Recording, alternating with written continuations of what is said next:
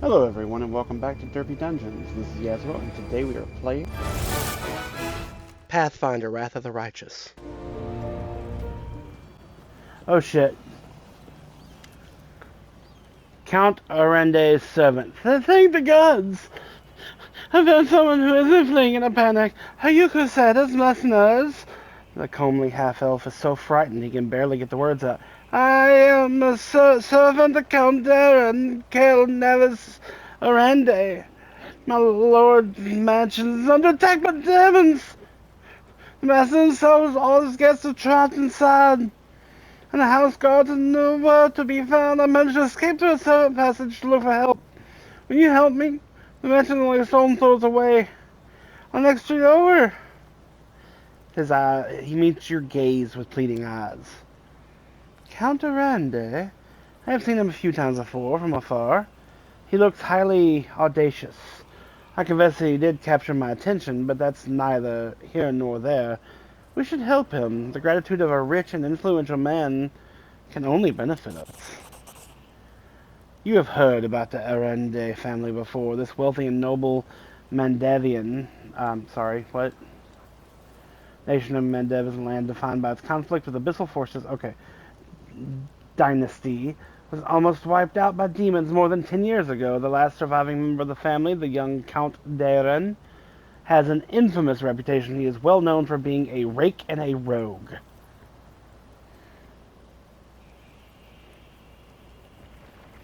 Misfortune continues to dog the house, I see. You're telling me everyone tried to talk me out of taking the position? Saying I can't have just been bad luck that brought tragedy down on the family and almost killed off the line, but I reasoned that since my master was the only one to survive the calamity, that meant he must be blessed by fate and the power of the good. But there was nothing to sniff at either. Servant casts his eyes around the streets. I should have listened to the people smarter than me and gone to work somewhere else, preferably far away from Kennebrus.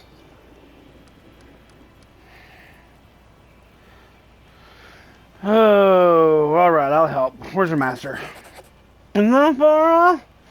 You're better off entering from this next street over, though. The passage I used to get out. Help, I'm begging you. I'd hate to think what Count would do to me if I didn't bring back help. If you don't bring back help, it sounds like the Count's dead anyway, so... Onwards. Judging by the size of the blood stains, the body of something truly enormous was dragged over these stones.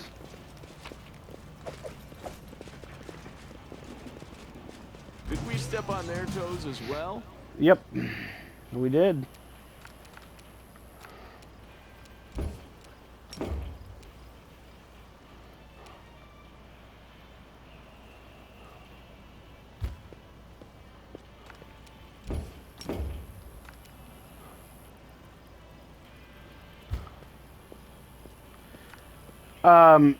Excuse me? Okay. I was saying yes, and she moved instead. I don't... Endure this! It's actually the second one I would have attacked, so good.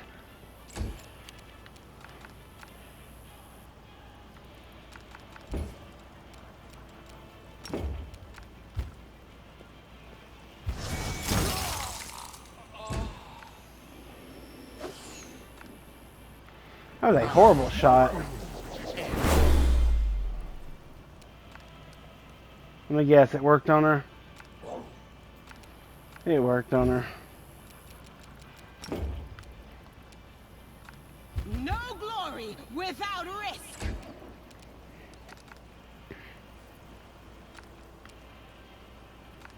Forwards!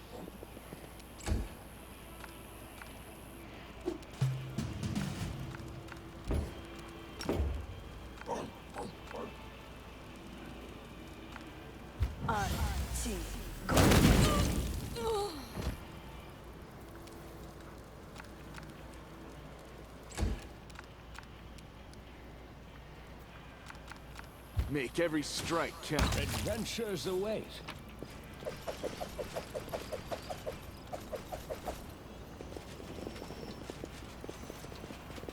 Let us be off. Hard to believe this place recently held a bustling and festive market.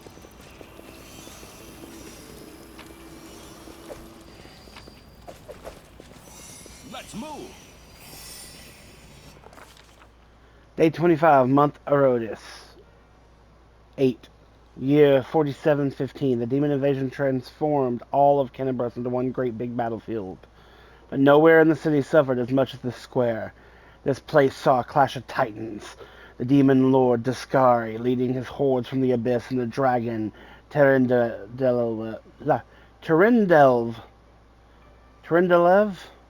the mighty city's defender and the one of the first to fall. The scene of destruction leaves no doubt as to the battle's outcome. A skilled scout could recreate the course of the battle movement by movement, simply by looking at the ruins, from the chimneys torn down by powerful wings and a sharp dive, to the bloody tracks left behind when the demon dragged away the noble reptile's broken body.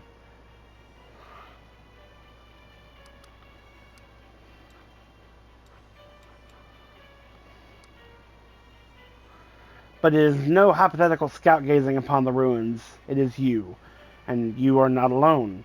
The shadow of a strange, barely perceptible presence lingers over this place, like a gaze, untethered from any observer. This mysterious force, unknown to mortal kind, silently assesses, judges, and seeks a better way. In an instant, you are vested with the power and looked at the world with its eyes. The past, present, and future stand before him as a unified whole, an unmoving, multifaceted crystal. It would be beautiful were it not for the fractures, blemishes, and flecks marred its splendor. What past does he see? In the past exists the one who wielded his gaze in life, although the one and life are inopposed. Terms of aeons, the supernatural embodiment of cosmic balance. Rather than who or what, a better word for these entities is how.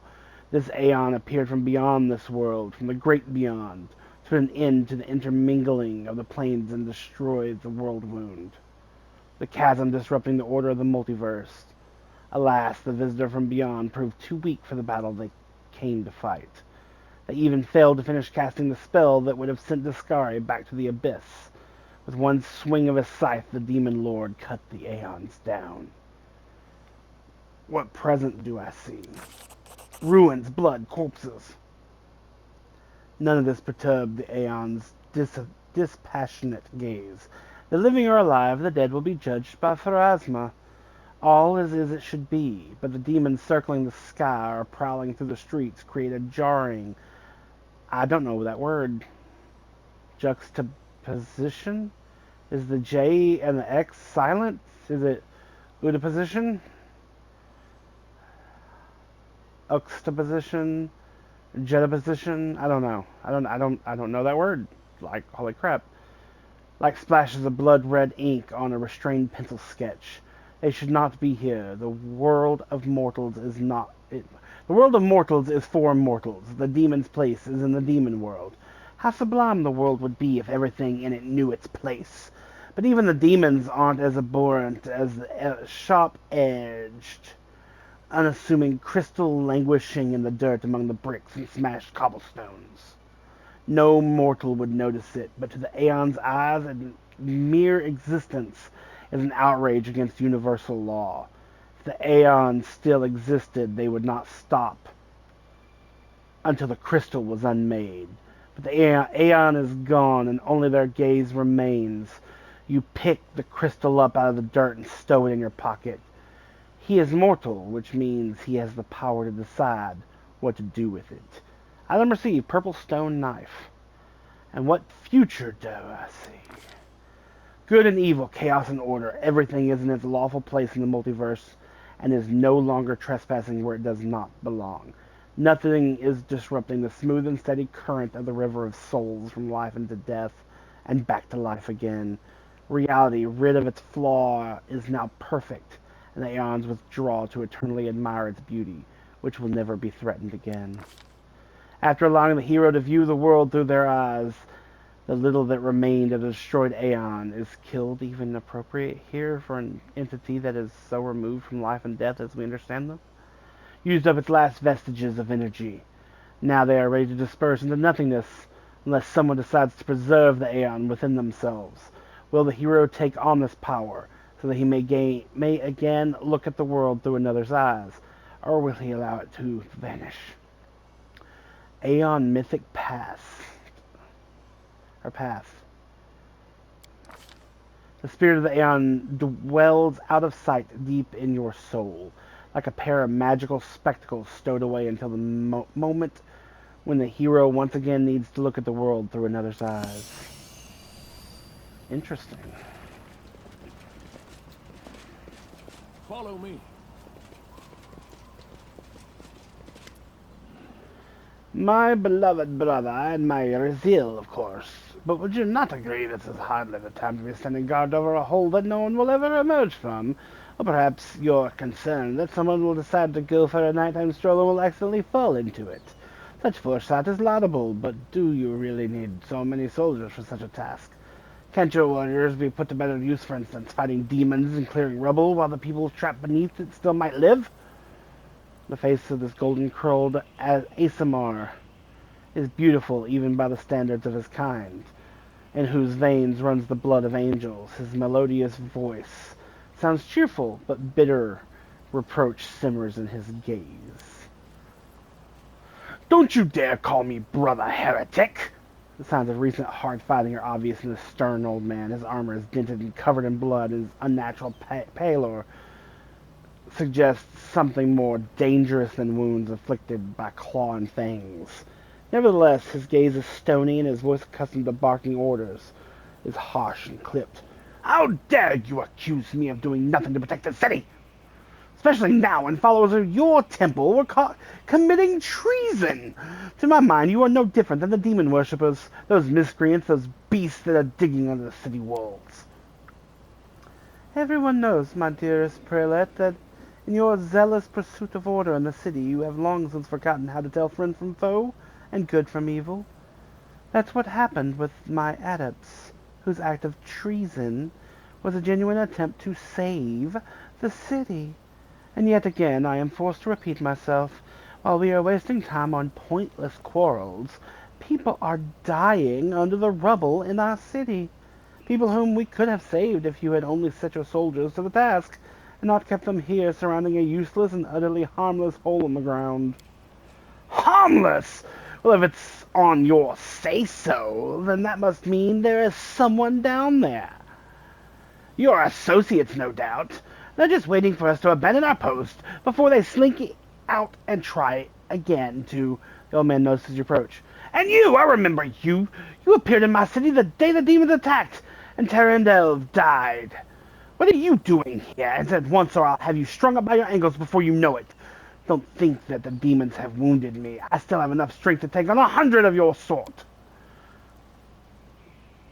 And what is this hideous creature? Holrun peers at Lan with suspicion. Lan, at your service. The Mongol ducks his head in a bow. My forebears fought in the First Crusade. I've lived in Kennebrus my whole life. You haven't ever seen me before? Ah, it must be because you don't ever venture into our underground district. We have been meaning to complain to the city authorities that our paving stones have been in need of repair for a long time. The First Crusade? So you're a mongrel! You obviously know human speech. Surprisingly well, in fact. All right. Let's be off with you. The prelate looks at you. If he causes any trouble, I shall hold you responsible. Come to think of it, you still haven't told me who you are.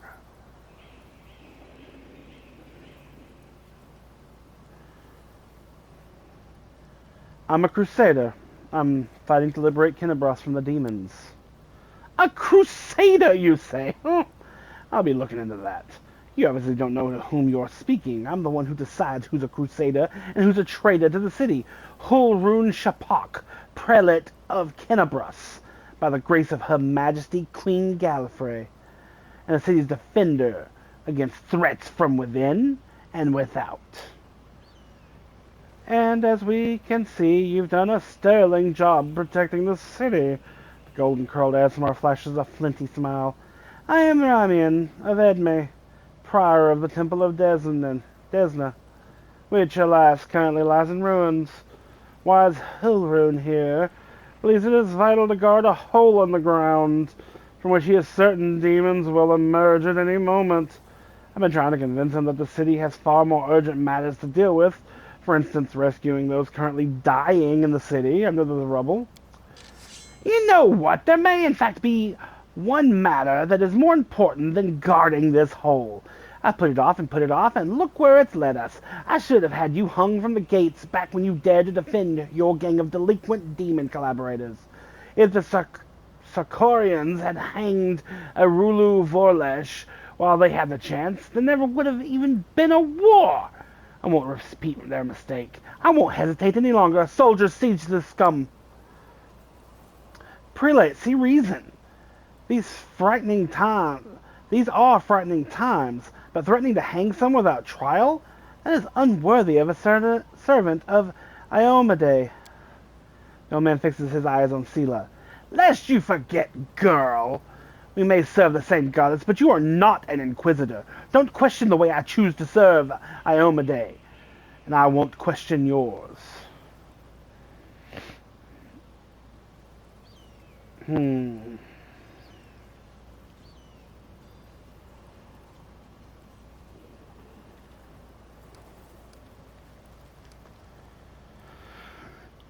Behold, Inquisitor, I bear the gift of an angel who died in the caves below Kenabros. I am no enemy of yours.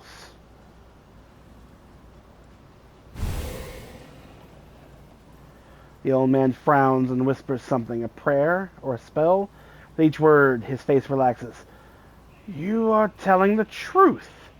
The light in your hand was wrought by the power of heaven. I will keep an open mind with regard to you, stranger. Under less fractious? I don't know that word either. And later, under less fractious circumstances, I would like to ask you about how you came to receive this gift. But that can wait. Now I must deal with this filth. Oh, it's him again. But that can wait. Now I must deal with this filth once and for all. What precisely are you accusing Ramian of, Inquisitor? Treason! Not long before the city was attacked, several followers from his temple tried to secretly access the Wardstone and perform an unknown ritual over it. The whole room is trembling with fury. The Wardstone of Kenabros, the gift from Iomade, the bringer of light, wrought by the hands of her herald, the first of the chain. Follows that crazy runt of the goddess try to meddle with it, using their magic after hearing a voice in their dreams. My soldiers almost had them caught when Ramian got in the way, allowing the traitor to go to the ground. I made a mistake. I didn't have him locked in a cell interrogated within an inch of his life, and now the city lies in ruin. It's time to rectify that mistake. I've told you before that I'll tell you again, my people foresaw the attack on the city. They knew the Wardstone already carried the seed of corruption within itself, and they were simply trying to heal it. I've heard similar claims before. Now, where was it? Ah, yes, from Staunton Vane, the traitor who brought down Dresden. The lessons of the past have taught us a great deal, so I never believed you or your mob's lies, even for a second, and I was right. Why is lawful?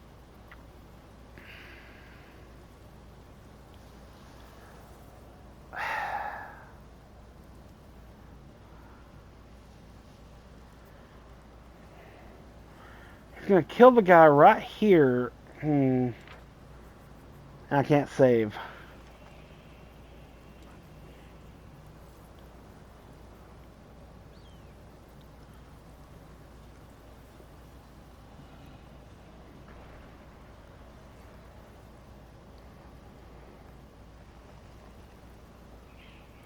So I wish I could save that. Wish I could say, and, you know, you're calling him a traitor who brought down Dresden, yet Queen Gallifrey stopped him from being sentenced to death as well.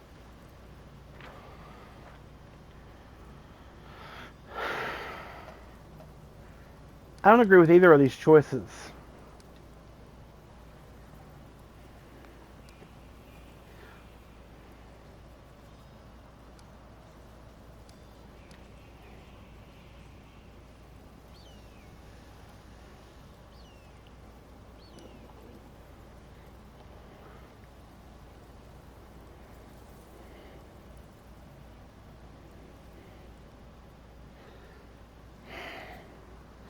from the way I am voicing the characters, I feel like Holrun is incorrect. I feel like the other guy is the good guy here. I could be wrong. Could just be the way I'm doing it. But don't lay a finger on him or you'll have to answer to me. Asmar holds up his hands in a placating gesture. Stop. You are the defenders of what remains of Kennebros. Can't you think of anything better to do than beat each other's throats in the ruins of the city? You performed an action that was chaotic. Ramian looks at the prelate. You're a fool, Hularun. You're a zealot and a murderer. But you're a fool first and foremost. I told you that the wardstone was weakened. You wouldn't listen. I warned you the city was going to be attacked. You shooed me away. The truth is that my young adepts were trying to save the wardstone, and you stopped them. Of course, those truly responsible for this tragedy are the demons. But you have done nothing to prevent it, and now you would still rather kill an innocent person and perish yourself than admit that you were wrong, as always. Wave his hand to ASMR vanishes.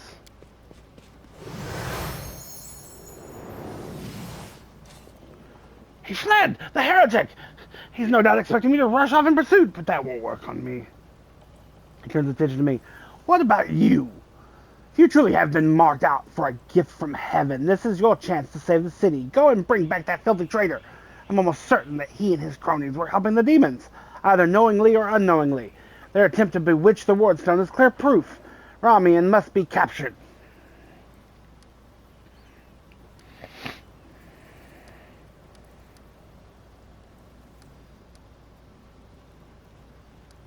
Ramian really warned you about the attack? Those crazed Desnans were always bursting into my study with their incoherent prophecies that came to them in their dreams. I won't lie. Sometimes what they said did come to pass. But can we really rely on the woolly dreams of a heretic over the cold, hard facts of intelligence reports? Plenty of demons could have easily fooled them and whispered a treasonous plan in their dreams, and those lunatics would have only been too happy to listen. This time, Mr. Curls for Brains came to me and declared that demons were about to attack the city and that the wardstone's power was diminished by some kind of contamination or taint. Iomedae, forgive me for even repeating the words. After uttering such blasphemy, he should have been locked up along with his followers and interrogated, but instead I simply increased the surveillance on them. And what's next? My people caught them red-handed trying to attack the wardstone with unknown magic. Not 3 days later, the demons attacked the city. There's an obvious connection between these events. Whether deliberately or under demonic influence, the Desnans played right into the hands of the Skari horde. They almost left the city completely defenseless.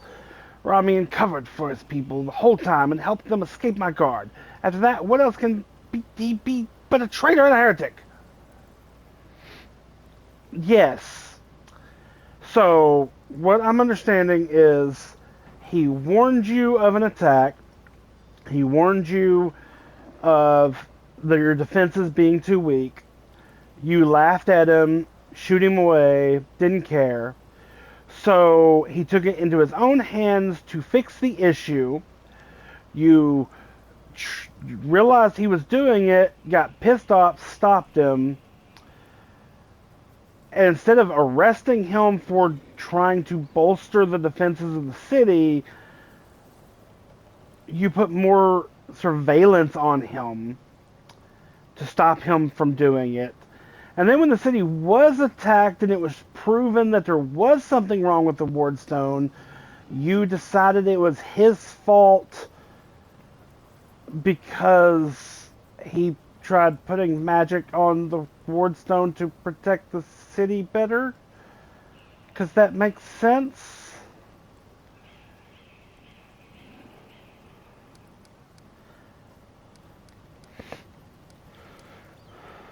Honestly, the city's a lot better off without you. But I'm not going to go with that. I'm not going to kill somebody like that. Not without them attacking first.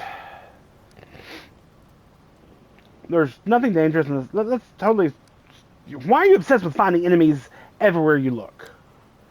Why? Why? You must not be from these parts, or you wouldn't have asked such a question. I look for enemies everywhere because our enemies are everywhere. Who are we at war with? Demons! Demons and cultists! They are masters of deception. They worm their way into your favor and masquerade in all manners of false guises. Do you think Dresden was taken by force? No, by trickery. Were it not for me, Canabras would have gone the same way long ago, captured out from under our noses. Now listen to what I'm about to tell you. This was a long time ago. I was very young then. I had just joined the crusade. Back then, Canabras didn't have a garrison so much as a public thoroughfare. Anyone who wanted could just stroll into the city. One day at dawn, a group of refugees came up to the city gates, bold as brass. The guards let them in, and why not? For no one was ever turned away. It was no matter. Everyone was welcome to the city. If you came from Mendev, or if you hauled yourself from across the sea, the crusade accepted all and sundry. But on this occasion, we paid dearly for our laxity. Just as soon as those innocent lambs entered the city, they transformed into demons and rushed towards the wardstone, slaughtering everyone who tried to stop them. 62 people died in less than a minute. The demon used their mutilated corpses to desecrate the obelisk. None of them dared go near it. The light of the goddess burned them all. So they threw the blood from afar, splattering the wardstone from every direction, and the lead demon, an eyeless beast, Miniago is her name, jeered and gloated, saying we mortals have been sitting ducks, and the creature was right too. We let our guard down, and we got what we deserved. That bloodbath came to be known as the Red Morning Massacre. It was burned into the townsfolk's memories. Since then, Canabras has adopted different practices. Heretics, cultists, spies, all the rabble who coveted Arulu's glory. We drove them out of the city. Haven't had any trouble here since. Many have come here. Even the Baylor Koramzadin. The Baylor Koramzadin is one of the Discari's most powerful generals, but his personal might is not the only reason why he poses such a threat in combat. They call him the World Wound Strategist, for he is the shrewdest general amongst demonkind. Not too long ago, he oversaw one of the most successful assaults on Canabras and nearly destroyed the Wardstone, an achievement that only Lord Discari himself was able to claim in the end. And they have all been sent straight back to where they came from, or else they were killed for their trouble. See, Discari himself had to crawl out of the abyss and come here. The goddess cursed him in order to break through our defenses. And what did he do? He left again, and we're still fighting. Now that is what vigilance and discipline can do.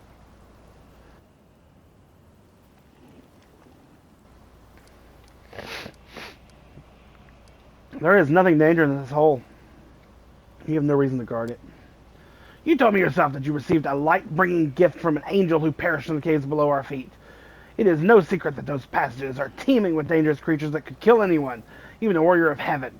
Demons and demonic offspring love roaming underground. That's why I will be keeping an eye on this hole. If the beasts decide to attack from here, I'll be ready for them. Okay, I'll tell you the truth. Not a bad idea. But knowing you, you'll kill the mongrel folks as they try coming up too. Just saying. I see you suffered greatly in battle. Nonsense. I had to deal with a brood of Nabasus.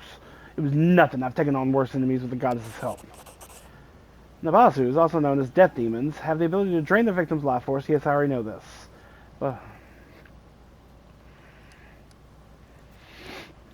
where can I find Ramian? How should I know? The weasel can't have gone far. He turned invisible. He probably hunkered down in some hole, like the traitorous little rat he is. And he'll be sitting, trembling, and waiting until he's dragged out of there. I have to go. Go on then, if you have to. It'd be good if you could return with the head of that scum. Ember peers intently at Hilrune. I remember you. When Father and I arrived in the city, you met us. What is this gibberish? As if I had nothing better to do than arrange meetings with vagrants. But it's true. You and the other knights tied us to stakes and started lighting the bonfire. Father died. And then one of your knights changed his mind and pulled me from the flame. But then he died too. Don't you remember? If you were burned, then it was with good reason. You say some traitor helped you escape from the fire. That is a crime in itself, which means that you have been evading justice all these years. If it weren't for the invasion, I would review your case and see that your sentence was finally fulfilled. You're lucky that we have more important matters to deal with right now. He didn't look the way he does now, all wrinkled and gray. He was young with a big mustache. Ember smiles broadly and draws a large, bushy mustache in the air with her fingers. He probably forgot all about me. It was a long time ago. But I do want to say one thing. I'm not cross with him. This knight is a true hero. He just really, really wanted to protect the city. Only he got all mixed up about who was good and who was evil.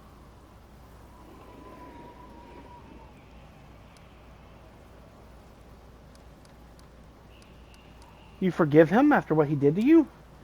He thought he was doing what was right.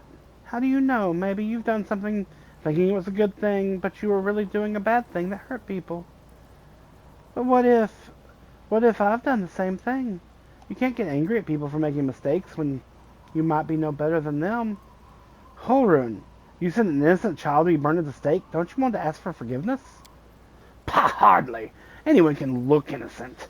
How did this girl manage to survive the fire? What about the crow that's always flying around her? I advise you to take a closer look at this innocent little lamb of yours.